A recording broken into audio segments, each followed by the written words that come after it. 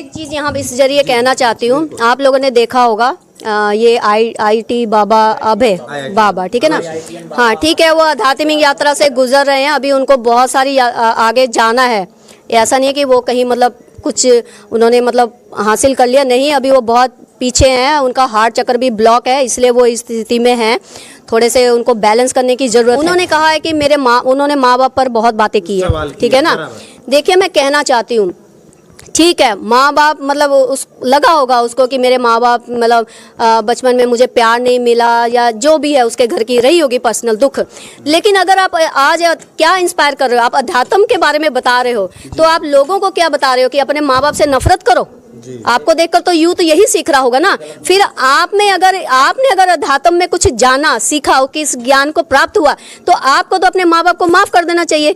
आज अगर आपको इतनी ही परवाह, आपको तो चाहिए था, आप कह रहे हो कि आपके पापा ने आपकी मम्मी को इस तरह से दुख दिया, तो फिर आपकी मम्मी के लिए आप क्या हुए? आप अपनी मम्मी का दुख को बांटते। एक ही बेटा था ना, एक ही बेटा था, अपनी माँ का दुख बांटते। आप तो आज भी अपनी माँ को दुखी पहुंचा रहे होगे ना। उसकी माँ जब आज उसकी वीडियो सुनती होगी दिन में 10 बार, तो उसकी माँ तो 50 बार मरती होगी और 50 बार जीती होगी। उसके लिए तो फिर पति का दुख भी वही रहा, बेटा जवान होकर भी उसको दुखी दे रहा है। फिर उसका ये ज्ञान किस काम का? फिर उसने क्या परिवर्तन लाया? अपने माँ के जीवन में परिवर्तन ले आता, बाप के जीवन में मत लाता, अपने माँ के जीवन में परिवर्तन ले आता, तब हम मानते। ठीक है, वो अपनी यात्रा से गुजर रहा है, वो ठीक है, आध्यात्मिक यात्रा में है, प्रोसेस में है, वहाँ तक ठीक है। लेकिन ये गलत मैसेज मत दो, यूथ को इंस्पायर मत करो, क्योंकि उसको देख कर बहुत यूथ, माँ बाप थोड़ा सा भी डांट देंगे तो आज अभय की वीडियो को सुनकर लोग बोलेंगे देखो भाई हम भी जा रहे हैं। उनको अखाड़े से भी बाहर कर दिया, वो अलग बात है, उसको अखाड़े से बाहर किया नहीं किया। अब अभय भी तो गांजा पी रहा है ना, पी रहा है ना। यहाँ वो हमें भी यहाँ पर मिला था, हमने 1-2 बार उसको कहा कि देखो तुम अच्छे परिवार, हाँ, कि देखो तुम मतलब सही अपने सही रास्ते पर हो, लेकिन तुम ये यहाँ रहकर इन लोगों के बीच में बैठकर गांजा वांजा मत पियो।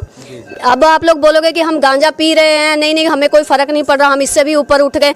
अरे भाई किससे ऊपर उठ गए? आप परमात्मा से भी ऊपर उठ गए हो कि आप गांजा पी रहे हो, है ना। तो गांजा भी रॉन्ग मैसेज है। अगर कोई ऐसा बोलेगा कि हम इस आध्यात्म राह पर हैं और हम गांजा पी रहे हैं, हम सब चीज़ें बैलेंस करके चल रहे हैं, नहीं जी, नशा बिल्कुल अलाउड ही नहीं है। वो एनर्जी उस नशे को अलाउ ही नहीं करती है, वो थोड़ा सा इम्बैलेंस्ड है, उसको थोड़ा सा वर्क करने की ज़रूरत है, करेगा वो, ऐसा नहीं है।